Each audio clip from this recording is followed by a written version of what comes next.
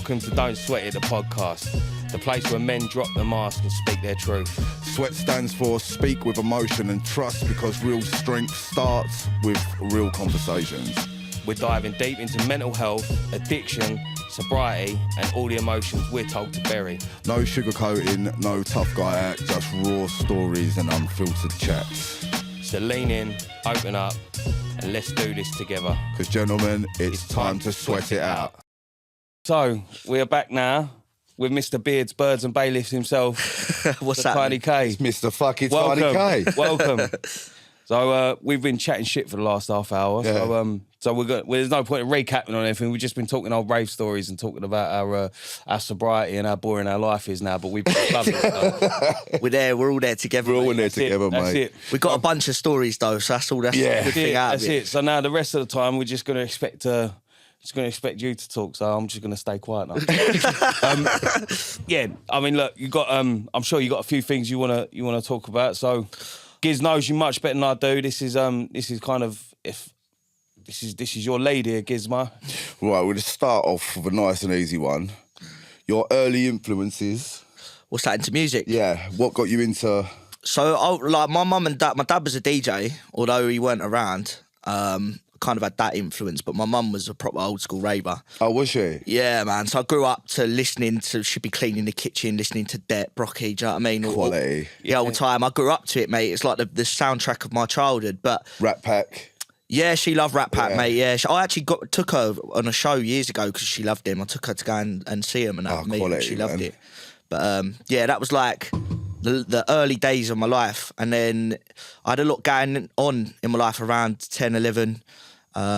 Police were always raiding the house and things like that. So I come across Plan B. And there was a lot of stories that he used to say. You remember his first album, Who Needs Actions? I don't know if it's his first, actually. Might have been his second, but Who Needs Actions When You Got Words? When You Got Words, yeah. A lot of the tunes on that were like, it was like... Such a good storytelling. You used to love Plan B, didn't you? Yeah, mate. Back in the Channel U days when when he did like No Good For Me and stuff. Do you remember he did the version of that? Like his early Plan B days, wasn't it? I think that was his best. For me, like all them stories there, I resonated with him so much, like his tune Mama. Yeah. What a banger. Yeah, what a banger. Yeah, I was a big A lot of relatability with what he was coming with. He was probably the only one who was covering some of the stuff that he was covering as well. Like talking real shit. Like not like fabricated stuff. Like, yeah, madness, man. So from there, and I've got to give you your flowers, Tiny, bruv. You are fucking one of the hardest workers that I've met in this scene. You're busy. He's trying, mate. I mean, Mr. Networking.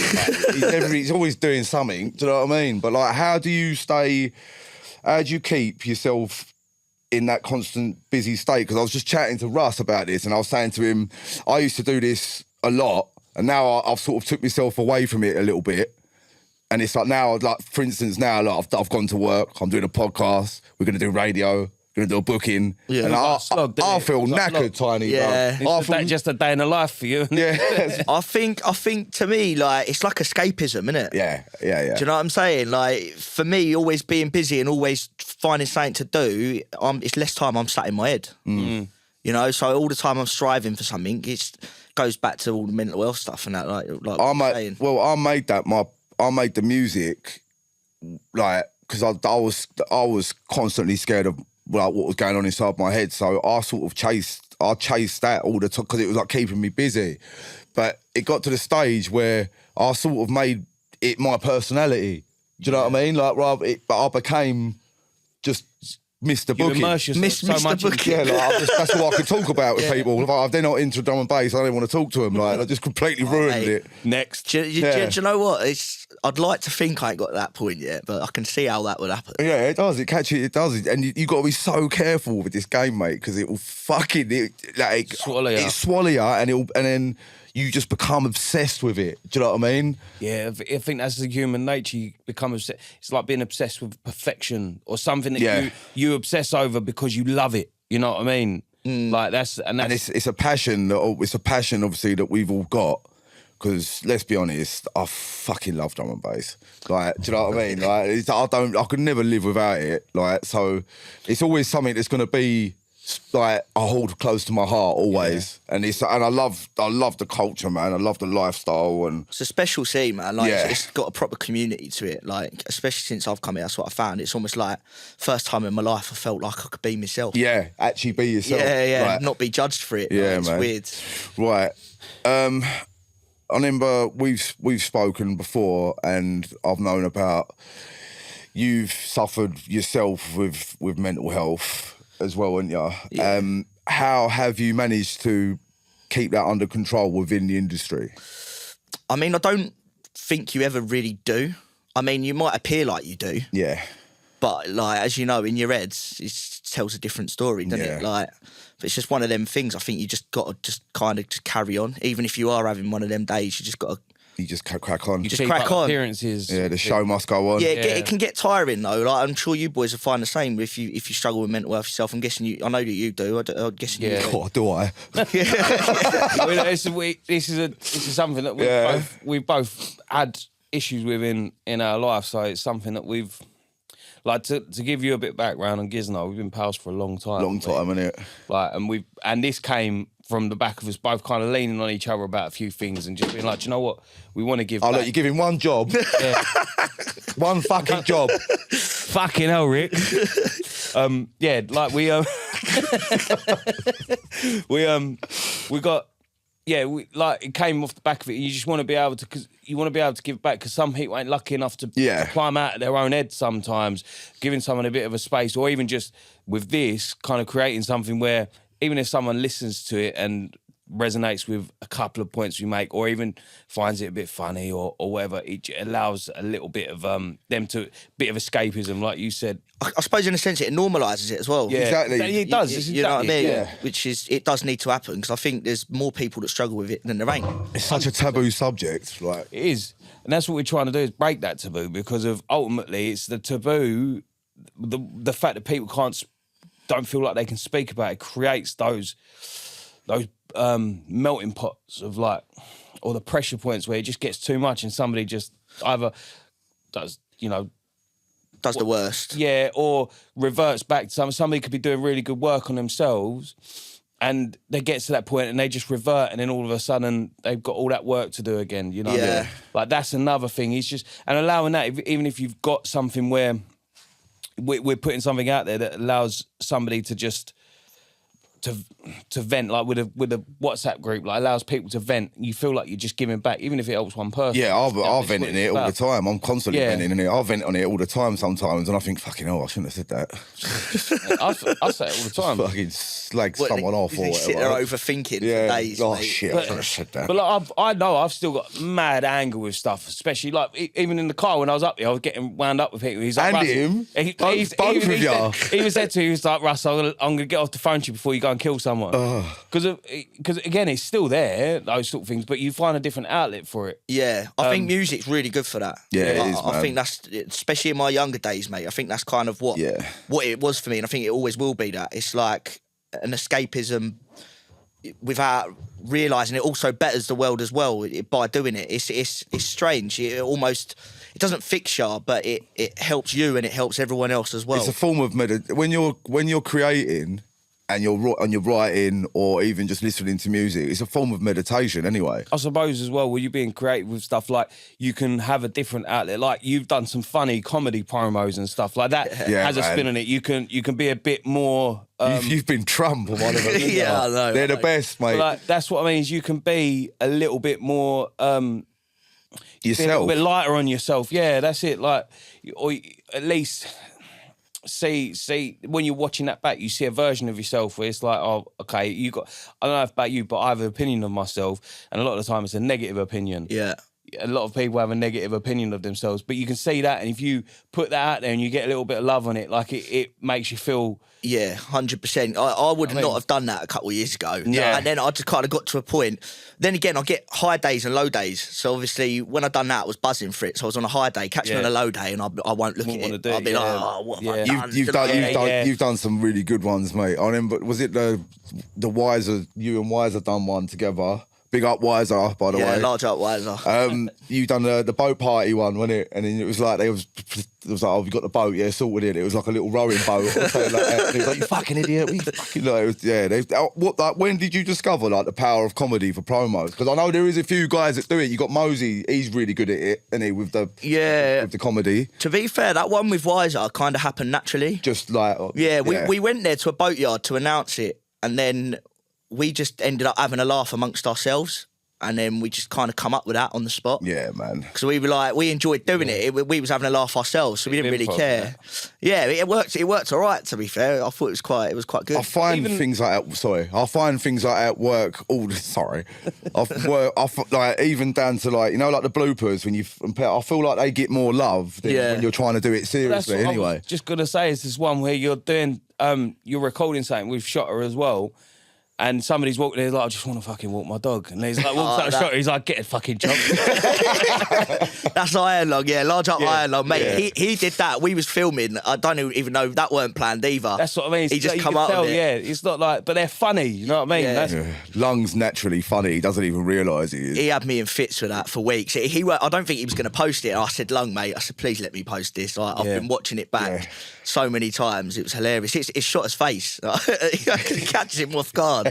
It kills me, man. Right. Let's delve into this a bit more. Yeah. When was... Stop fucking interrupting me, mate. You say that every time. He's like, I'm just going to say, we ain't got much time. Oh, right. Oh, so we'll just end it now. Well, when was you first... Because this is a question I want to ask, like, a majority of people that come on. When was you first impacted by someone else's mental health?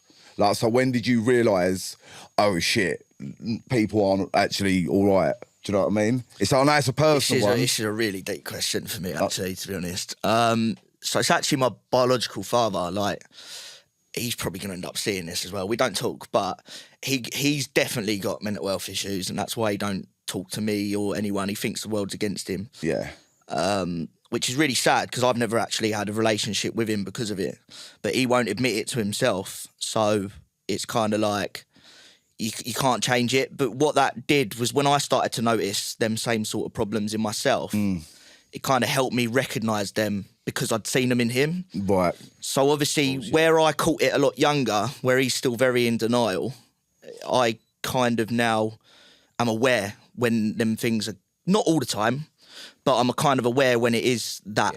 And it's... I feel like we're quite lucky in a way as well, because I feel like our generation is a bit more open about that kind of thing, whereas the older generation were like, oh, there's nothing wrong with me, I'm bottle it up. Yeah.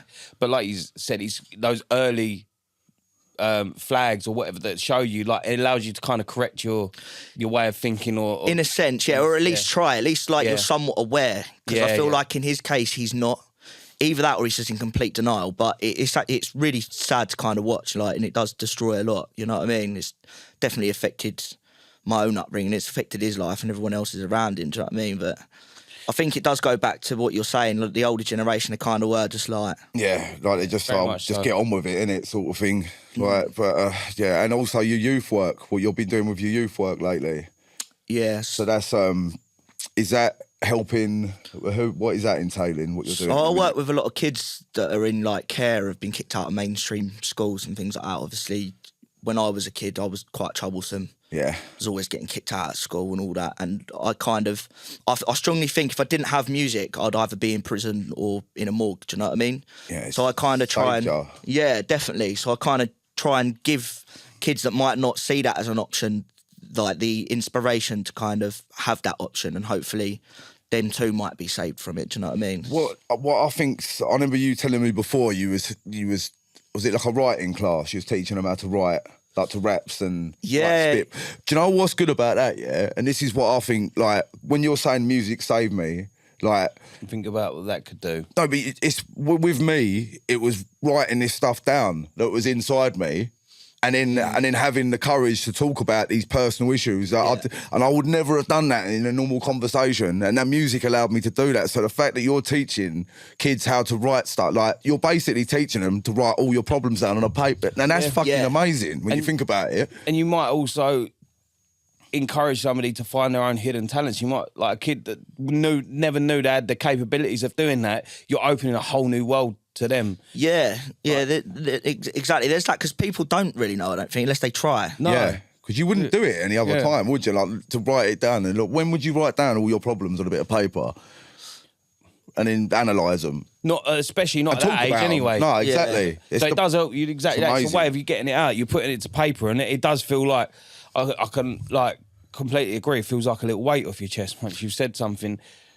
I always, same thing as I always say to these kids all the time. I say, look, you don't have to, but whenever I've written a song, because them ones kind of come naturally, I don't really think about them. It's almost like my subconscious speaking. But once you start to do it, I almost feel like once I've written it and then released it, it's almost like part of it's been packed away and it's sent back out to the world. Do you know what I mean? And it's easier to process. And it's out there. It's gone. It's really good way of putting it. I've done personal ones about my old man. And I totally get it, man. And it's music's medicine, isn't it? 100%. It's like that's what it is. It is. This is what really upsets me about the government. They don't like when we were growing up. We had youth clubs. We had all of these things. You don't really get that now. Nah, there's no funding. It's really sad. It's really, really sad. We used to go TCC, do you remember Thamesmead Community College? Yep. You used to go there on a Saturday, and there'd be like a little room with like decks, and like you'd all fucking trying to MC, like when you like, I was just terrible at it. And I always remember as well, because this is how long ago it was. Do you remember Cisco, the Thong song? Yeah. And do you know, because all the youths had their hair dyed like platinum blonde. Like it was that's talking back in the day. Like everyone just had their hair dyed platinum blonde because how many people would rather not admit they did that? That's how long ago it was. But there was, you could play basketball, like it was like it was all right, wasn't it? Like, and then it's sad that they're not getting the funding nowadays to do this. They're not. It's almost like they just want to pull it and just keep pulling it. Like there's a couple of projects that are still alive. I work with another organisation with Natty Speaks, which is music for children. But in order for them to do what they have to do, they have to go and get their funding themselves through other organisations and then match it. There's so much work in order to do that. Just to do something, just do something that's helpful. Yeah, to give back. Just to, you know what I mean? Because it kept me busy, it kept me off this. Well, I'll say it kept me, didn't, but it kept me off the street for a while. Yeah, it was something to do. I mean, to be honest, like I remember I got kicked out of the youth club I used to because I graphed it up. Did you? because that's what I was about when I was a kid. I used to fucking love the graph, and I was like, went into the toilet. I'm like, there's some clean panels, mate. There, just like bombing it up. Yeah, sitting there with my 25mm. Hammer it up, thinking that they ain't just going to walk into the toilet and be like, well, fucking hell, who's that's that? Your tag, yeah. And instantly searching you, right, you got a pen, who else is involved, right, you're never coming back here. And I'm like, well, fucking hell. Like, with your homemade mop and that. But now ruining all the toilets. It's like, this is why we can't have nice things. Yeah, this is why. You know what I mean? Oh, there was that line there. Yeah. No, I used to get that said to me in school all the time. You know them ones. And this is why we can't do nice things. Yeah. I mean, same thing with school. I got banned from going on these school trips because I was I found, when we went to France, I found a place where they sold pellet guns, and I told like a couple of the kids. And we was like, we all went and bought them and started shooting each other. They was like, and they'll fucking grass me up, the cunts. Every single one of you go fuck yourself. Mate, I remember I spent a whole term in my headmaster's office, like, because he bless him, Mr. Carlos. Like, you tried your hardest, you absolute legend. But he kept me away from everyone because he didn't want me to get, I was just hell-bent on getting kicked out. Like, and he just said, right, from now on, you do all your lessons in my classroom, you eat your lunch in here, and you do everything in this classroom. And because of this, I had a relationship with him in terms of he was telling me problems that he was having with his wife. Oh, mate. I knew him by his first name, and he was like, she's done it again, mate. Like, it was like, to him, fucking like, Audrey. Yeah, mate, but honestly, but the thing is, right, doing that, removing you from, it's kind of isolating you anyway. So you're going to act out of that. Especially, you had ADHD, that's gonna be... But it wasn't really... it wasn't really spoke about as much as it is now. No, I was just carted off to the referral unit, and it was just like, you can watch Simpsons all day with your pals, and then you'd be like, sweet, hopefully you get a DOS teacher and he let you have a snout or something. Do you know what I mean? It was mad. Like, it's not like now. There's so much help now. It was just, there is. they were giving up. That's what it was. They were just like, I lost calls. Yeah, he can just go. Like, yeah, we'll concentrate on the other 27 in this classroom that actually want to learn. And you'd end up wanting to go to the referral unit because you think all my pals are there. Yeah, and you get to just do whatever all day. And like same thing with detention. Oh, fuck it, I'll go detention. Like when I was in like year 8, it was like I'll go detention because my mates were in there. Yeah. It's like, because I ain't kicking about them after school because they're all in detention. I might as well fucking get myself put in detention as well. You used to have to write the code of conduct. Oh, that's some Simpsons stuff, that, bro. Yeah, but I used to know it off by heart. Right. I used to know it off by heart. I used to know it off by heart. They'd be like, do you want the diary? Rebel. Like, no, it's okay, I know this off by heart. Don't worry, I've been there, done that. And when you do your lines, just say, I won't talk in class. It was like, I, W. Fucking hell. That old chestnut. Well, we used to get isolation, mate. I used to get shoved in a cubicle all day. You weren't even allowed out. You in the hole. Yeah. I mean, what's that doing for you, though? Nothing, really, because I couldn't get out to have a fag, mate. I ended up in there most of the time because I'd be in the toilets trying to have it out the extractor fan. They'd catch me and I'd end up in there even longer. That's mad, isn't it? It's just such a like shit way of dealing with things. Like kids need to be nurtured, and just because of you weren't, like, being honest, if they'd had like a program in school that nurtured your musical interests and things like that, you would have fucking thrived. I'll tell you one thing, and I've got to shout out my old music teacher, Mr. Palmer, because I used to just bunk lessons all the time. But I would go and sit down the music block. That was all I wanted to do. What, and he'd just let you chill? He used to go. Recognised. Yeah, he did, and he was a G. Every time I'd write new lyrics, I'd come up to him and I'd go, "Oh, what do you think of this, sir?" And he'd like sit. He actually used to sing in The Lion King. You know the old West End show. Yeah. Did he? Yeah, he was a G, man. I don't know what he's up to now, but if you see this at any point, shout out Gary Palmer, man. Like, large up, Mr. Parker. Yeah, mate. Palmer. I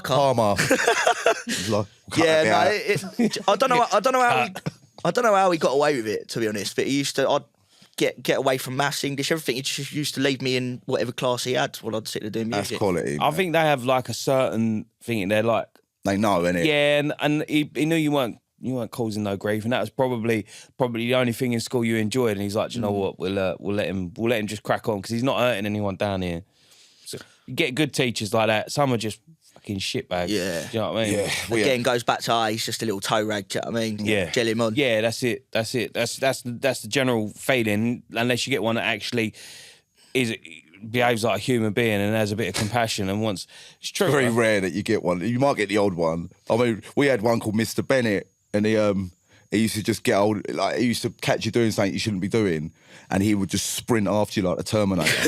Yeah, we had one, and then he'd carry on though. You'd run, keep running. You think I've lost him, and he's still behind you. Oh, mate, I remember them ones. Yeah, we had one called Dr. O, mate. He was like ex-military or something, always in shorts.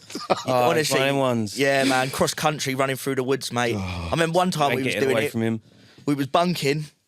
Running off down there, I think it was down it's midsummer, right? As we're running away, we've run through this big wasp's nest, right? So all my mates are in front of me. All of a sudden, the teachers are behind us. They're all running back towards me, and I'm going, "What's going on?" They're all screaming. yeah, like that. And I'm stood. The next thing I know, because I've carried on going, all these wasps are all up me. We're all just like running through back. Oh, mate, it's like something out of Wild Thornberrys. Mate, the school days though. Like, realistically, they were the best days of your life. You didn't even know about it. Yeah. Do you know what, though? You always heard your parents say that, didn't you? Yeah. And you'd be like, shut up. No, all the brothers used to say it, like, because they'd recently got into, like, the world of work and stuff, like, you don't even know how hard it is. And I'm like, fuck off.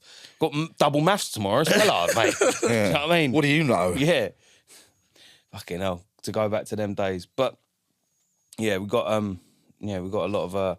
So you still, because we kind of went off on a tangent. You talking about your youth work. Yeah, no, that's all right, mate. I'm enjoying the conversation. Yeah. That's what it does. It's easy, isn't it? Like, I don't know if you've seen any of our other pods. But we do waffle. Just goes off like, and it's mad. I love it. It is good. It is good. But yeah. So you talk. I want to know a little bit more about Triple Threat because I've kind of listened to a few of the tracks, but not. I don't know much. Obviously, I know about Shotter and you like your whole clique, but talk to me about kind of how that formed. Yeah, how that came about. So it kind of happened naturally, man. So we kept getting booked. Do you know Andy Kane? You know Andy Kane. Yeah. So shout out Andy Kane, man. The caneiest of all Andys. Yeah, man. He's a G. He kept booking us for radio together. And then in the comments, people kept writing, the triple threat. Yeah. And then is that how it So started? naturally, it came yeah, naturally. yeah. And then I did my first Tiny K and Friends event, which I think you was at, actually. I actually fucking relapsed at that last one. That was a bit of a mad one, yeah. We'll talk about that in a minute. But it was an interesting one for me. But so we did our first show there together, but we just put each other on. We didn't actually have it as triple threat at that point. And then afterwards... Yeah, because it hadn't formed then, had it? No, it was the reaction that it got. And then Shotta was like, as we left, he went, do you know what? I think we could be like a unit. And obviously me and Wiser were like, yeah, like that would be amazing. So it's an honour as well. Yeah. Like, fucking like... Of course, it was having to hold it down a little bit. Yeah. Do you know what I mean? Oh, yeah, cool, yeah, sweet. Yeah. Turning around to Wiser, like, fucking hell. Yeah. Yeah. Oh well, if you think, trying to be nonchalant. Yeah, I know. Oh, if you man. think so, I mean... But it was humbling, man. But then, so from there, we kind of went like, yeah, let's kind of do this. And linking up with Lung as well. Yeah, he's amazing. He's an absolute... I've got to give Lung his flowers, mate. He is the beats that he makes are just out of this world. Yeah, he's disgusting with it, man. Also, he does our vocals as well. Yeah. Oh, does it? Yeah, he does it all. I better behave myself then. I can't say that ain't too bad. Yeah. Sorry, Lug. He'll just cut you out. Fuck him. Yeah, fuck's sake. No, man, but yeah, like even down to that freestyle that you have just dropped, the Ready or Not one. Look, what you're talking about there, mate, if like hats off to you, because there's not really a lot of artists in this scene that are really talking about their demons openly, are there? Yeah. Like I've done it myself. There's a couple that have done it, but you're openly standing there flying the flag, and it's fucking admirable, mate. It takes a lot to put that out there and wear it. Do you know what I mean? I think, to be deadly honest, because like I say, we've coming through that was how I found my love for lyricism. Because it was an escape. Like, I've even got tunes, I'll show you. I'm not going to tell no one where to find them from when I'm like 11-year-old and I'm doing the same thing. My voice is so high-pitched. Yeah, we're not going to play them for no one. But you're still... Yeah, I think it's just naturally always been my escape. And then I found love for it as a whole when I got into the grime side of it. So that's when I found like the flows and the multi-syllables and double time and all that. So it kind of... I think my core is that it's almost like therapy. Do you know what I mean? Your double time's flawless as well. The way it is, man. Like, I'm not a double time MC. I'm the complete opposite of a double time MC. But the way like you attack it is fucking mad, mate. It's not quite Shotta level though, mate. He puts me to shame. Shotta's not human, though, is he? Let's be honest. He's a robot, mate. He's AI. It's insane. But, well, so I think we're going to be wrapping this up, I think, haven't we? We still got a couple minutes, I think. Oh, I've ruined it now. I've made it all awkward near the end. Go on, your turn to Do you know what we was talking about before you came here? We was talking about nostril hair and that. Hey?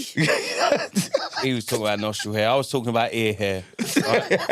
Right, how? Where? How? Well, how did this happen? We're getting old, mate. We're getting old. We're getting old. So you're talking about shaving your nostril hair? Yeah, saying it's a problem. I mean, you're telling me it's hard for me to wear what I talk about. You're talking about shaving your nostril hair. Well, this wouldn't have happened if you got here on time, Tiny, would it? Oh, mate. Here you go. He's called me out. Yeah. He weren't going to let you get away with that. No, it's been all right, man. I've really enjoyed this, to be fair. It's been a good one. We are doing this on a monthly now, though. Yeah. So, it's got to be flowing, isn't it? yeah. Got some fucking naughty guests coming down as well. So I'm looking forward to it. Anyone you want to announce? I can't say too much right now, mate. But I think you know him very well. Just a nod, isn't it? It looks like, Don't tell him. No, but we got it. We're gonna do it. So the plan was every month, wasn't it? Yeah. We've got dates and shit, but we're both busy men. Yeah. So we've had to pencil it in because this cunt, he fucking always double books everything. Yeah. You weren't even going to come today as you was that bit busy. Now we've ended up sorting out a whole weekend date. It's going to be chill. It's got to be mental, this weekend, isn't it? Don't relapse. No. Oh, I won't let him. Should we tell the relapse story? Yeah, go on. It was Tiny K's First event. Right, so I've come down, I've been booked, and it was a night. What was the venue called? It's Durbar in Ashford. It's only a little like. It was quality. It was buzzing. Yeah, I've gone there mid set. I've picked up a bottle which I thought had apple juice in it. Was it that big jug I had? Yeah, So big jug. Jack Daniels, wasn't it? And bearing in mind, Yeah. bearing in mind, I haven't touched a drink for like 2-3 years, and I've had a sip of this, and it's hit my tongue, and I don't know what happened, but I went. And then next thing I know, 3 for a winner. Oh mate, next thing I know, I'm walking down the road. Tiny's like, "Where are you?" I'm like, "I've got no shoes on my feet." Fuck's sake. Oh mate, it was bad. It was bad. He'd lost his shoes. Lost my shoes. Like, I'm fucking... Father jacking it. Oh, mate, I barely remember my set. But there's been a couple of times in my career where that's happened as well. Like, when I've done a set with someone and I don't even remember doing the set. Yeah, that's not good, is Yeah. But then people come up to me afterwards, spudding me, going, "You smashed it." And I'm like, "Did I?" Bro, I've had them. Where am I? A bit weak, man. Did you record any of it? Everyone's done it. Like, everyone's done it. Where you get to a booking too early, you start having a few riders, and the next thing you know, you just think, "Oh, fuck it, I'm pissed at my head." It's not professional, but that's what I found was afterwards being that was the last time I did it, to be fair. And when I compare how I used to do bookings to how I do them now, this wins. This wins every time, man. It wins. I also find it quite strange. Like last night, it weren't a booking, but I just went to an event in Folkestone. All like the local, like Carl and like all bass culture guys. It was Large up bass culture. Yeah, large up bass culture, man. And I had 2 drinks. I think I left at 12, went home and was watching Netflix. I thought, what's going on? I'm getting old. Yeah. But I woke up this morning fresh as a daisy. I thought, this is amazing. It is a better way. That's one thing we talked about before you come, is the battle you constantly have with sobriety, because it ain't just, now I'm sober and I'm not getting amongst it all the time. That's it. You do still want that, but when you have little wins like that, you wake up the next day and you're like, "Oh, mate, how good do I feel?" If I cracked on last night, I'd still be at it this morning. Like now, I'm up, I'm ready to take on the day. They're the little wins that I take. Them little wins that you're talking about, I look at it like it's like a superpower, because it's like, oh, you can throw me somewhere and I'll be all right. Do you know what I mean? But this is one bit of advice for anyone that is doing the sobriety and trying to go down that journey. What I used to do, if I had a night out, I always made sure I had something really important to do the day after.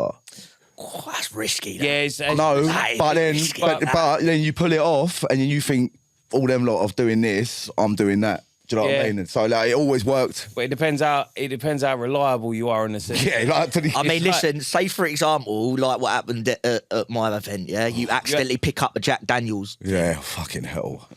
Gosh. Mate, it was mad. It was like, as soon as it touched my tongue, my brain literally was just like, go, go, go, go. Like, it just went fucking like... I think that's the thing with it, and we were saying this the other day. I think it's wrong to put too much pressure on sobriety. Yeah, because it's dangerous. I think personally, because there will be a slip up, and when you have that slip up, it's curtains, bruv. It's just because you feel like all that hard work's undone now, and I've got to deal with it all again. That's what it is. You should allow yourself mistakes. You're only human. You're not a robot. You know what I mean? And there's Goldie. He says something about it in his book. He says like telling yourself you're going to be sober forever is a fucking dangerous thing to do. Yeah. I personally think it's better to say that it's a lie. I think you should just be real with yourself and just be like, look, there is going to be slip-ups, but it's something that I'm continuously working on. Yeah. I think if you're continuously working on, don't see it as a goal. I think if you see it as like a way of life, if you like, that way you're never going to feel too bad or put yourself down or go off the rails too much, because when you have a little slip up, it's a bit like, oh yeah, I feel like a bit of a fucking muppet. But onwards and upwards. Yeah, blow the snot out. Back again. Pull your socks up. We are nearly there. I'm going to finish up with thingy, which I'm going to start doing at the end of every pod with our guest. I'm going to ask you, for the listeners, one thing that you do on a daily basis that helps you stay tuned in and what's the word? Tuned in and attached to that level of sobriety that you are doing and you're dealing with. And you know what, this has taken me... So I was actually part of community rehabilitation with Forward Trust, and I've always been quite an erratic person when I live, the way I live, do you know what I mean? I'm not very structured, I'm just kind of just whatever comes, you know what I mean? Take everything minute by minute, day by day. But one thing I would say has helped massively would be eating properly, going to the gym, having structure, do you know what I mean? Having stability, like actually knowing what you're doing. And which is really strange because everything that gave me excitement in life was the opposite of that. But you need it. Like structure is so important. I think then the rest of it kind of becomes a bit easier. Yeah. Eat clean, then you don't realise that like different foods make you feel different ways. Yeah. It's crazy. Especially if you eat shit. Like it has such an effect on the way your cognitive abilities are, the way your brain works. You eat clean and you take the right vitamins and things like that, and you train. You're naturally more positive Definitely. after that. I had a double shoulder injury last year. I spent 8 months away from the gym and I put weight on and I felt like shit all the time. I've been 2 months back in the gym. I feel so much better for it. And when you're eating clean, you feel good. You're training. That has become part of the routine. You feel like you're giving back to yourself. You're treating yourself. You're putting yourself first. Yeah, it's weird. Like, so I see everything in life as like frequencies. Yeah. So if you're operating on one frequency, you're going to get absolutely everything else that comes with it. So if you're operating on that frequency there, the rest kind of follows. Yeah. Do you know what I mean? Even if you ain't going, say you're having a bad day, you don't feel like going and running on a running machine. Even if you just go to the gym, do you know what I mean? Have a swim or something like that. Just go in there, getting out. I think as long as you've got that stability and that sort of routine, I think it plays a massive part on the rest of it. With that frequency as well, like what the maddest thing is, you're letting off a certain a vibrational frequency, and what you don't realise is, when you talk about the law of attraction and you talk about... You get back what you put out. Like for instance, when I went into recovery, and when I was in there, what they told me to do was, all the people that you're knocking about with now, fuck them off. You don't. But what they don't tell you is you don't need to, because if you go a certain way, you'll attract a certain kind of person anyway. Yeah, exactly. And it just naturally happens. It's really weird that you say that, man, because when I was doing the community rehab thing, like I was saying, that's what they said. Like, and I'm thinking, what, you want me to just jog on all me day one mates? You don't need to, though. No, of course you don't. And you're 100%, because I found myself in this weird middle ground where I'm a bit like, well, who am I going to be with? Like, I don't know no one that don't, mate, but they have come naturally now. Yeah. See, mate, being sober is, it's brilliant, but it's also terrifying at the same time, because you've got to find who you are, and you don't know who you are because you're so used to being this version of yourself that you've created. You don't actually know who you are, and then you've got to find yourself, and that's fucking terrifying. And you got to live with that version of you as well. You're like, is this what? Because obviously everything that you've done your whole for years, you're like, well, I don't do that now. So what do I do? Do you know what I mean? Do I actually like going for walks? Yeah, like, it's mad. You got to find it. It's fucking crazy, mate. Do you know what I didn't, though? You catch me when I was on my proper bad bender days, mate. On my proper bad stage. Oh, you wouldn't catch me going up no walks. No, I love it, mate. I'm like, I love a bit of countryside and that. I'm all over it. First time I ever met Tiny, before we just wrap this up, this is the first ever time I met him. We were done a book in, I think it was Canterbury, wasn't it? Yeah. And I saw a dwarf knock out a fully grown man. Yeah? Oh, bruv, it was funny. It was mental. Tombstoned him. Proper tombstone. I've never seen it. It was the hardest punch I've ever seen in my life. The geezer just, dropped, and then Giz... Am I allowed to... yeah. I think he stopped me from... It was just mad. We was all on a map. You trying to rub his head? Yeah, no, it was just mental. And then I ended up on like your sofa for about a week, just sleeping, because I hadn't slept in about 2 weeks, mate. And then Tiny looked after me. So let's just leave on that note. I left him there. He'd never met me before, so that's all right, come stay at mine. He was on my sofa. Bear in mind, he don't remember it getting back, I don't think. So at the time, she's dead now, but I had a little Bengal cat. And cat was on me? Yeah, I know. I left him there. He woke up like, where am I with his Bengal cat? He was confused as fuck. I forgot about your Bengal cat, man. Right. We're going to have to wrap it up. Yeah. We are, we're over our time. But... Sorry, Kai. Yeah. No. Appreciate you boys having me, man. It was good having you on, mate. It was very good having you on. And you know what? Next time, be on fucking time. Be on fucking time, you boss. We had a good half hour with you, mate, and I appreciate you coming down to share some insights and that. And I'm sure Giz will share my sentiment there. Yeah.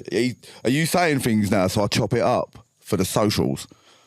Have you got the editing job? Nah, well, Jed does all the bits. Yeah, but he does the social. So it's good. Let's just do some random ones at the end. And that's the day I decided to be sober. I had no pants on, and Steve was just standing there. What happened was I swung this dead fox at this bouncer. No. Right. Yeah, it's That's serious. it. We're done. Thank you. Gents, it's been a pleasure.